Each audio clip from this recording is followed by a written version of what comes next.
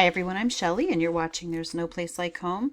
I'm back with another reading from Paradise Found, and today I will be reading from Part 5, Chapter 7, The Exuberance of Life.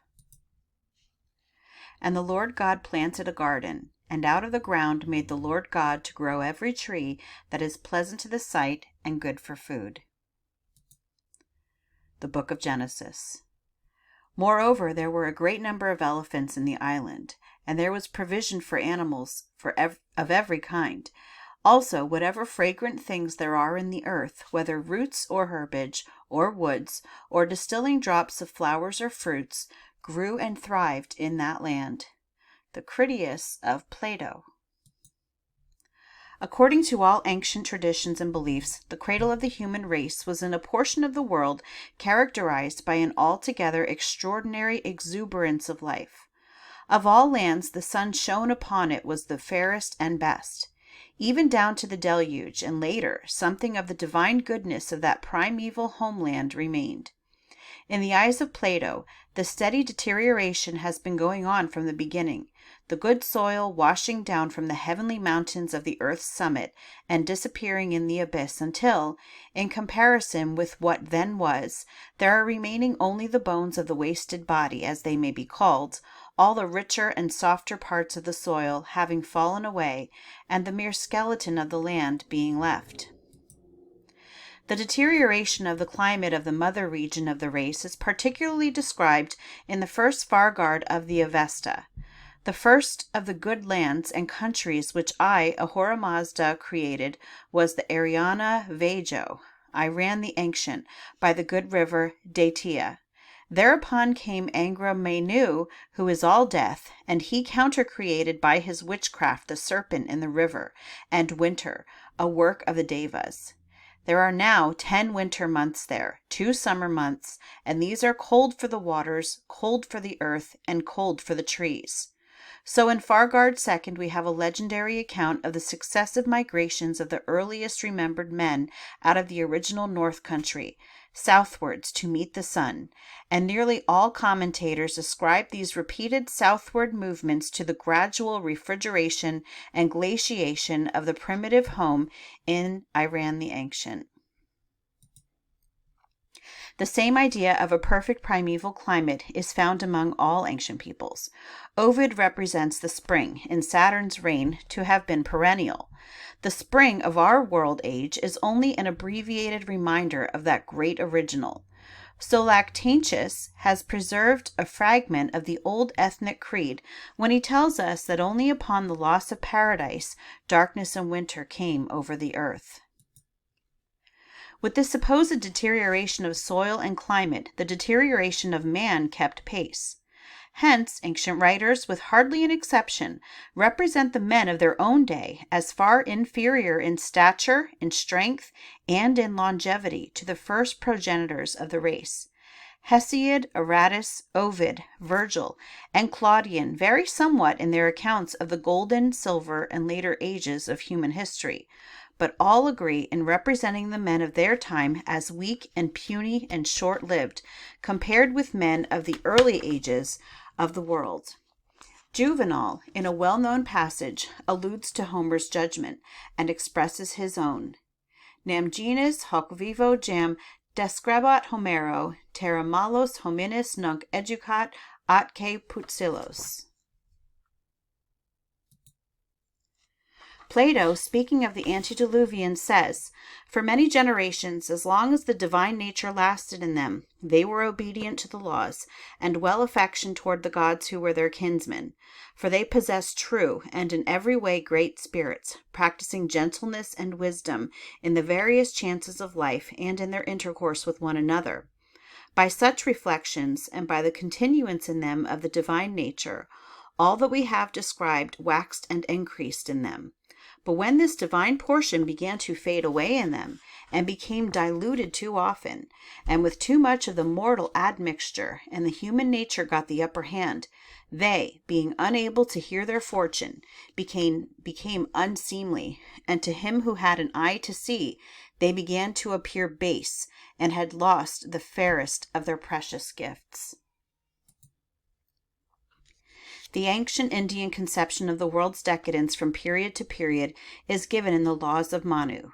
Of the four great ages of the life of the present universe, we are living in the last and worst. In the first yuga, all men were holy. In the present, all are utterly corrupt and vile. In the first, they were tall and long-lived. In each succeeding age, they have grown dwarfed and feeble. Similar to the Indian was the Iranian belief as reflected in the Bundahish. Here the duration of the universe is represented as filling 4 world periods of 3,000 years each. During the first of the 4, all is pure and sinless, but at its close the evil one declares war against Ahura Mazda, the holy god, which war is destined to fill the 3 last ages. During the first of the 3, the evil one is unsuccessful. During the second, good and evil are exactly balanced, while in the last, which is our own, evil obtains until the destined overthrow at the very end maintains supremacy. The conception which we are noticing is as old as it is universal. Berosus, reporting the earliest traditions of Chaldea, represents the first men as of extraordinary stature and strength, and as retaining in lessening degree these characteristics until some generations after the flood. Among the Egyptians, says Lenormand, the terrestrial reign of the god Ra, who inaugurated the existence of the world and of human life, was a golden age, to which they continually looked back with regret and envy. To assert the superiority of anything above all that imagination could set forth, it was sufficient to affirm that its like had never been seen since the days of the god Ra. The same idea is found again in the Egyptian account of the succession of the terrestrial reigns of the gods, the demigods, heroes, and men, as collected from the fragments of Manetho, and corroborated by the testimony of native texts. In China, too, the Catholic ethnic faith in a primeval golden age was not lacking, so that everywhere the eldest traditions, be they Shemitic, Aryan, or Turanian, support, confirm, and illustrate the representations of the Bible touching the extraordinary pristine vitality of Edenic nature and of antediluvian man. So overwhelming is the evidence that this universal belief of antiquity is a reminiscence of primitive reality, that one who expressly disclaims a personal belief in the superior stature of the early men nevertheless asserts that the universality of the popular belief attests its very ancient origin, and adds that it may unhesitatingly be ranked among those originating at a time when the great civilized people of a remote antiquity, still clustering about the cradle of the race, enjoyed a contact sufficiently close for some common traditions. The bearing of this unanimous verdict of ancient tradition upon the problem of the location of Eden is obvious. The traditions of the whole ethnic world, not less than the record in Genesis, require that the cradle of the race be placed in the one spot on earth where the biological conditions are the most favorable possible. According to all procurable data, that spot at the era of man's appearance upon the stage was in the now lost Miocene continent, which then surrounded the Arctic pole. That in that true original Eden some of the early generations of men attained to a stature and longevity unequaled in any countries known to post-Diluvian history is by no means scientifically incredible. On the contrary, the exceptional biological conditions of that land and the remarkable consensus of all tradition respecting the vigor of early giant races combine to form a fresh illustration of the principle that the more incredible things a hypothesis explains, the more irresistibly credible the hypothesis itself becomes. Back in that far-off foretime, even in the lower latitudes, life was remarkably luxuriant. The paleontologists almost exhaust the resources of language in the effort to describe it. Thus, on a single page, Professor Alan Nicholson of St. Andrews University says, "The life of the Miocene period is extremely abundant, also extremely varied in its character. The marine beds have yielded numerous remains of both vertebrate and invertebrate sea animals, an enormous number of plants. The remains of air-breathing animals are also abundantly found. The plants of the Miocene period are extraordinarily numerous. The plant remains indicate an extraordinarily rank and luxuriant vegetation. Figuier gives the following illustration. The lycopods of our age are humble plants, scarcely a yard in height and most common creepers. But those of the ancient world were trees of 80 or 90 feet in height. But we have before seen that the mother region of all the abounding and varied floral and faunal types was within the Arctic Circle, and from their amazing exuberance in low latitudes, we may form some conception of the yet superior potencies of life which were at work in that more highly favored circumpolar seed plot of the whole earth. In our last chapter, it was suggested that the tree in the midst of paradise may have been as lofty as one of the giant sequoias of California. The comparison was not made at random. In the Miocene remains in Britain, conifers are especially numerous, and the most abundant of these is a gigantic pine, the Sequoia couttsii, which is very nearly allied to the huge Sequoia gigantea of California. A nearly allied form, Sequoia langsdorffi, has been detected in the Hebrides. From the latitude of the Sequoia Grove in Mariposa County, California, to that of the Hebrides is a long stride toward the pole, but we are not left to mere interference when we raise the question whether the original starting point of this gigantic tree species may not have been still higher in the Arctic regions. The Miocene fossils of the highest attainable Arctic latitudes tell their own story. Limited as have been the explorations among these fossils, as Sir Charles Lyell remarks, more than 30 species of coniferae have been found, including several sequoias allied to the gigantic Wellingtonia of California. There are also beeches, oaks, planes, poplars, walnuts, limes, and even a magnolia, 2 cones of which have lately been obtained, proving that this splendid evergreen not only lived, but ripened its fruit within the Arctic Circle. Many of the limes, planes, and oaks were large-leaved species, and both flowers and fruits, besides immense quantities of leaves, are in many cases preserved. Even in Spitzbergen, within 12 degrees of the pole, no less than 95 species of fossil plants have been obtained. The vigor of the vegetable life of the Miocene age in these Arctic regions impresses the veteran geologist as truly remarkable. We have a right, then, not only to draw a conclusion from the abundant and extraordinarily rank and luxuriant vegetation of the Arctic regions in Miocene time, but also to learn a special lesson from the gigantic forms which linger on our western coast. Had the book of Genesis described one of the trees of Eden as 320 feet in height and 30 feet in diameter at the base, not only all the Voltaires of modern history, but also, until the discovery of California, all naturalists of the advanced anti-Christian variety would have made no end of sport over the unscientific or mythical botany of Moses. But the Sequoia gigantea is a living, indisputable fact. Though not the oldest of the coniferae, it illustrates some of the earlier possibilities of vegetable life. It tells the botanist that growths once realized in great abundance are dying out, and unless perpetuated by human care are soon to disappear from our, quote, globe forever.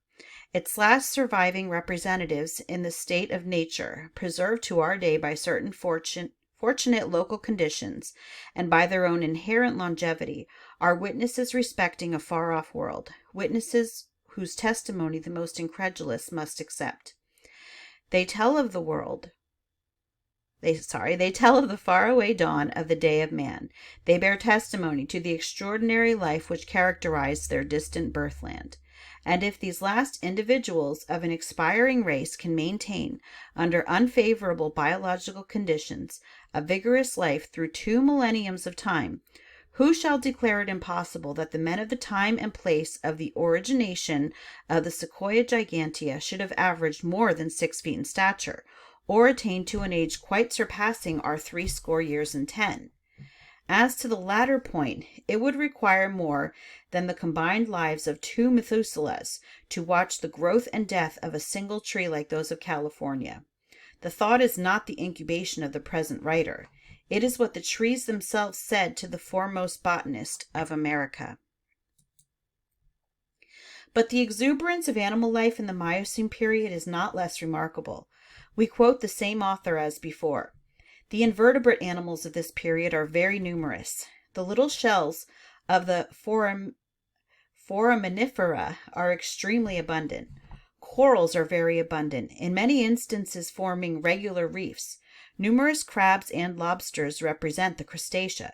Of insects, more than 1,300 of species have been determined by Dr. Heer from the Miocene strata of Switzerland alone. The mollusca are very numerous. Polyzoans are abundant. Bivalves and univalves are extremely plentiful. The fishes of the period are very abundant. The remains of reptiles are far from uncommon. The land tortoises make their first appearance during this period. The most remarkable form of this group is the huge Colossicalus atlas of the upper Miocene deposits of the Siwalik Hills in India, described by Dr. Falconer and Sir Proby Cautley. Far exceeding any living tortoise in its dimension, this enormous animal is estimated as having had a length of about 20 feet, measured from the tip of the snout to the extremity of the tail, and to have stood upwards of 7 feet.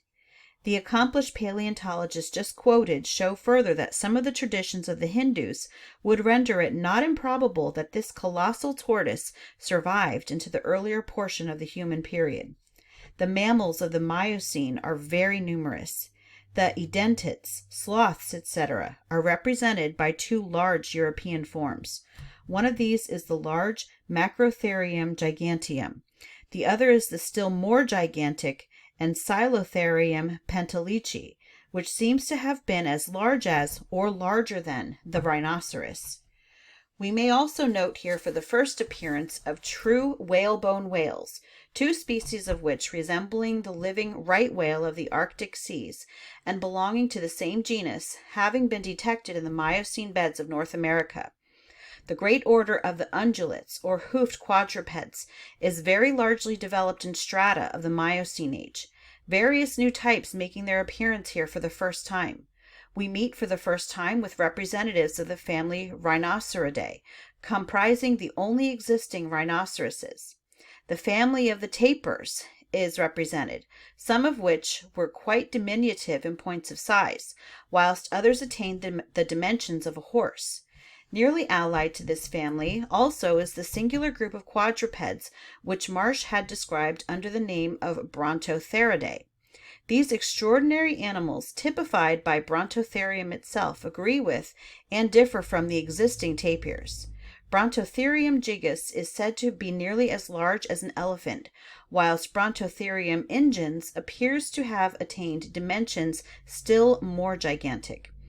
The well-known genus Titanotherium would also appear to belong to this group. The family of the horses appears under various forms in the Miocene, but the most important and best known of these is the Hipparion. Remains of the Hipparion have been found in various regions in Europe and in India, and from the immense quantities of their bones found in certain localities, it may be safely inferred that these middle tertiary ancestors of the horse lived, like their modern representatives, in great herds. Amongst the even-toed ungulates, we for the first time meet with examples of the hippopotamus, with its four-toed feet, its massive body, and huge tusk-like lower teeth. The true deer, with their solid bony antlers, appear for the first time here. Perhaps the most remarkable of these Miocene ruminants is the Civatherium giganteum of the Siwalik Hills in India. In this extraordinary animal there were two pairs of horns. If all these horns had been simple, there would have been no difficulty in considering Civatherium as simply a gigantic four-horned antelope. It is to the Miocene period that we must refer the first appearance of the important order of the elephants and their allies. Only 3 generic groups of this order are known, namely the extinct Dinotherium, the equally extinct mastodons, and the elephants, and all these 3 types are known to have been in existence as early as the Miocene period, the first of them being exclusively confined to deposits of this age. The most celebrated skull of the Dinothere is the one which was exhumed from the upper Miocene deposits of Eppelsheim in Hesse-Darmstadt in the year 1836.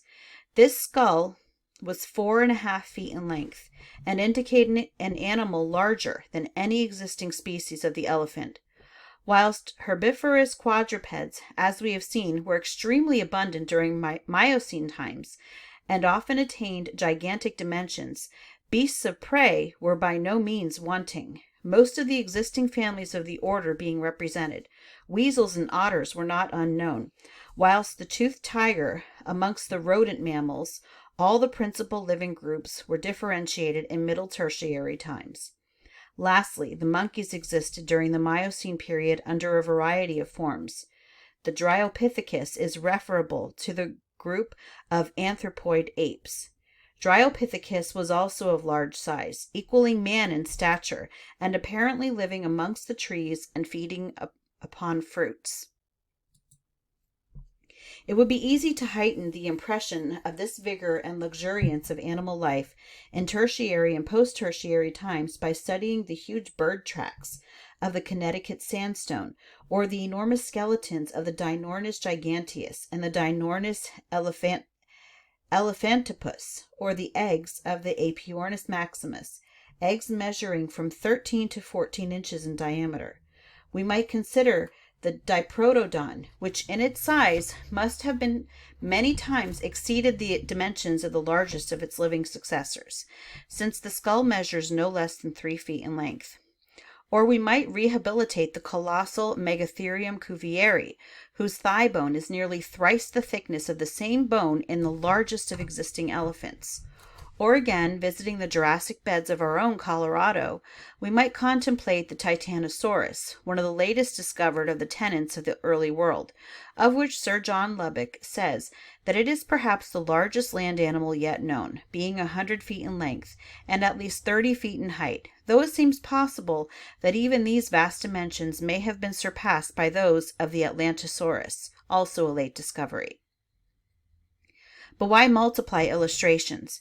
Natural history in our times can produce no species of fishes, or of amphibians, or of reptiles, or of birds, or among mammals of marsupials, or of edentates, or of ungulates, or of proboscideans, or of carnivores, or of apes, which in normal dimensions are not excelled by species of the corresponding orders and classes belonging to tertiary and quaternary ages.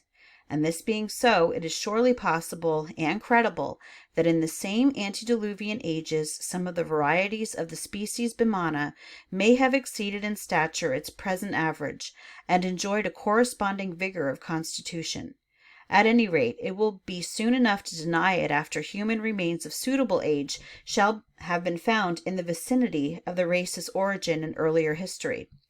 So far as past findings are concerned, even Bickner, who holds that primitive man was inferior even in corporeal attributes to the men of the present day, and that the widely spread belief in the former existence of a race in human giants is perfectly erroneous, still has to say, it is true that some very ancient skeletons or parts of skeletons have been found, which must have belonged to comparatively large and very muscular men, such, for example, as the skeleton of the famous Neanderthal man, and the human bones recently found by M. Lewis Lartet in one of the caverns of Perigord, which seem to indicate a rude but muscular race of men.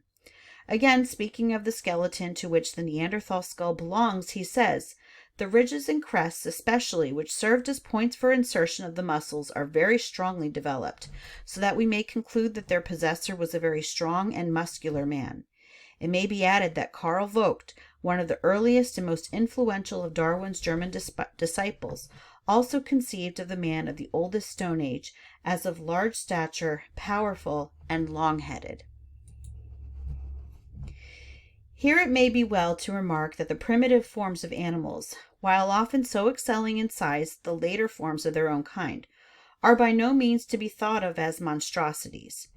The proportion of a young child's head to his body is very different from that of an adult's. In comparison with the grown man, his limbs and hands and feet are remarkably plump and well-rounded. Had a painter never seen and studied a human being except in the adult and senescent stage, the infant form would seem to him singularly abnormal. This illustration may help to a right judgment of certain early types of animals. For if we take the earliest known and oldest examples of any given group of animals, it can sometimes be shown that these primitive forms, though in themselves highly organized, possessed certain characters such as are now only seen in the young of their existing representatives.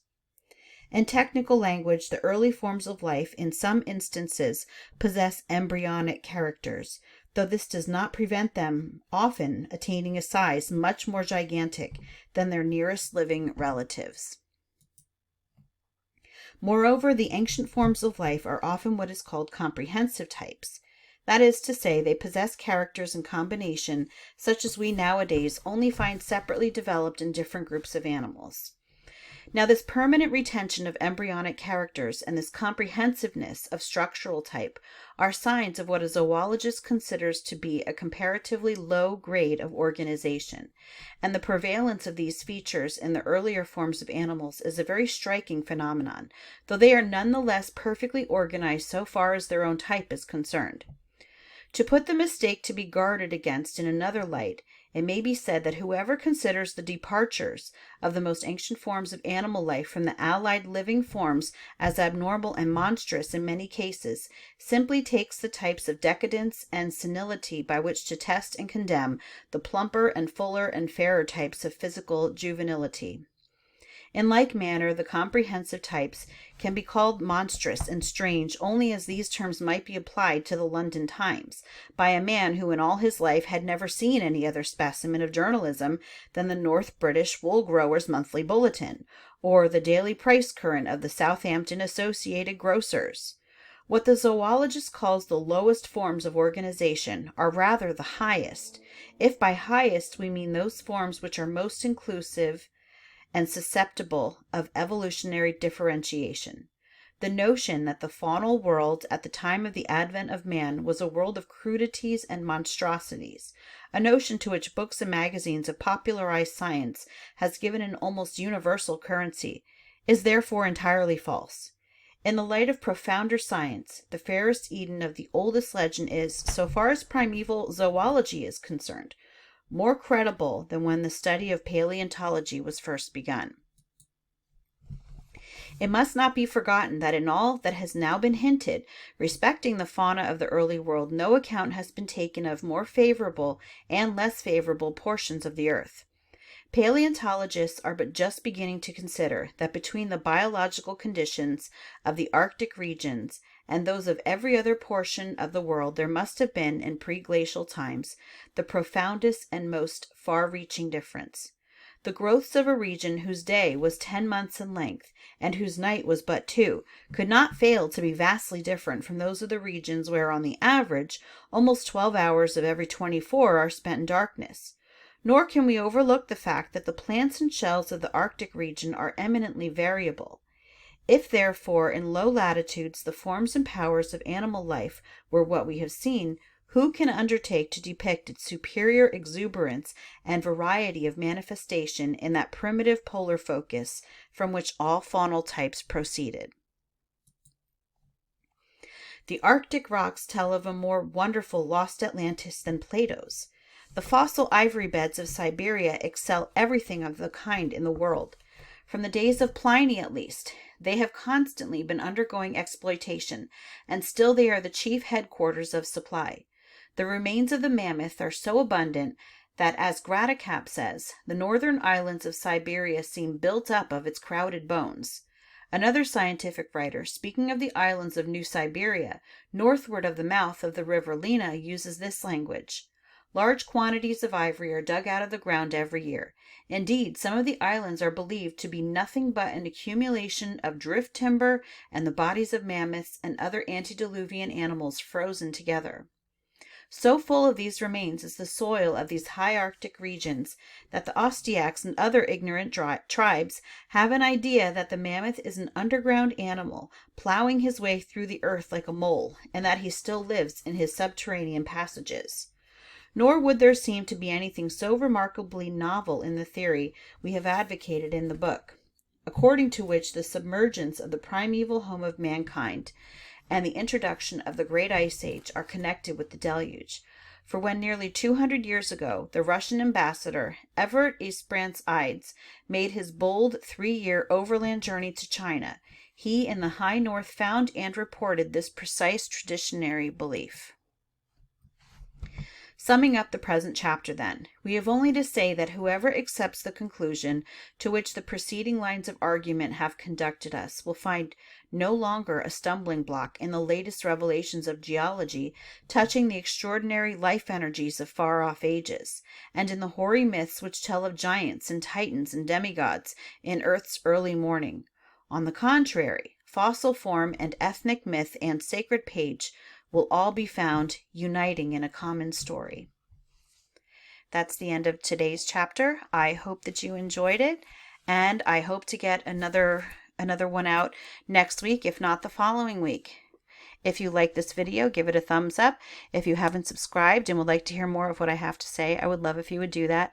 If you have any questions or comments, you can leave one down below. And if you like my work and would like to become a YouTube member, I will leave a link in the description box for that, or you can just click on it right on my channel membership page. And I hope you have a great day.